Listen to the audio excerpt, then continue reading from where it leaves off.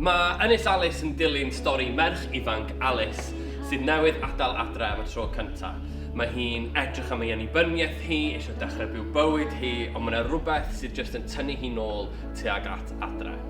Trwy hwnna, mae yna straeon gwahanol yn dod mewn, sydd yn archwilio pwy ydyn ni fel y Gymru gyfoes, a'n perthynas ni gyda'n diwylliant ni, a'n hanes ni. Mae'r cynhyrchiad ei hun yn really visual a really musical. So mae gennym ni concept album sydd yn smasho mewn trwy fideo a projection trwy'r gofod, tra mae'r actorion yna yn y gofod eu hunain, a Alex Cymana, y music producer hefyd, yn berfformio'n fyw yn y gofod. O gwmpas stori Alys, mae gennym ni stori rhwng mam a merch sydd yn trafod y syniad o gadael rhywle am perthynas ni gyda'n hanes ni.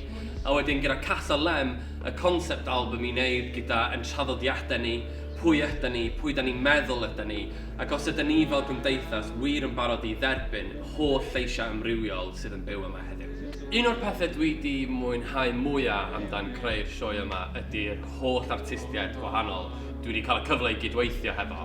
O'r actorion i Gareth Evans Jones sydd wedi sgwennu'r sgript, Cas a Lem sydd wedi sgwennu'r lyrics, Alex Cymana sydd wedi cynhyrchu'r caneuon, Griff Lynch sydd wedi cyfarwyddo'r ffilm, mae'n Hannah McPake fel cyfarwyddwr cyswllt, Crafted Space sef Jenny Hall sydd wedi creu'r dyluniad hefo Rhys Matthews ac Angharad Matthews yn neud y costumes a'r anhygoel Kerry James yn neud y goleuo. Be sy'n unigryw wrth ddod ar holl artistiaid yna at ei gilydd a cydweithio ydy bod yna ffurf newydd yn cael ei roi allan yna. Ydy o'n gig, ydy o'n ffilm, ydy o'n darn o theatr, mae hwnna fyny chi benderfynnu.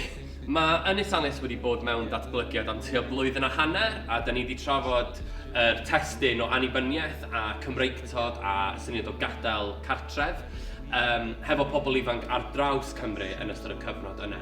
Mae'r sioe yn gyfuniad o'r holl trafodaethau yna, gyda lleisio pobl ifanc wrth raidd a calon y gwaith. Da ni fel cwmni yn rili falch i allu cynnig pethau tu allan i'r sioe ei hun hefyd.